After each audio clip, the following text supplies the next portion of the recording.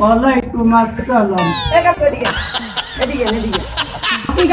আমি আমার সালাম দিছি না, তাই আমি আমার ওয়ালাইকুম আসসালাম কইলেন কে? ও তোমার স্মরণ করাই দিছি বাপু। কি কাকু, আমি যদি সালাম দিই, আমি কি আমার দাদা জোর করে সালাম নেবে?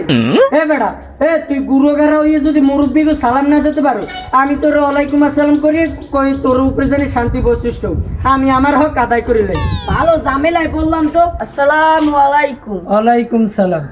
ওকে, তুমি আমার সালাম দিলা কা? মুরব্বি মানুষকে তো সালাম দিমু, আর সালাম দেওয়া হলে সুন্নত।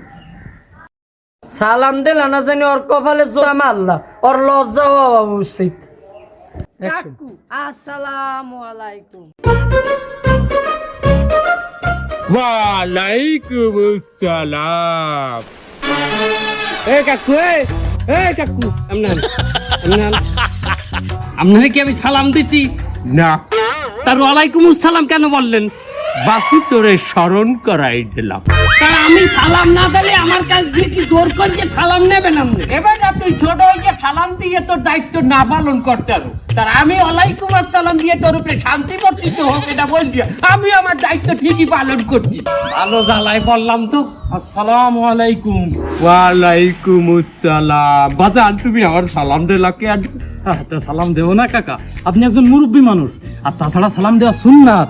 বাপু তুমি আমারে সালাম দিলা না জানি ওর কোফালে জোতা মেলা মারলা, আর লজ্জা উচিত। দেখ বেটা দেখ। আসসালামু আলাইকুম ওয়া রাহমাতুল্লাহি ওয়া বারাকাতুহু।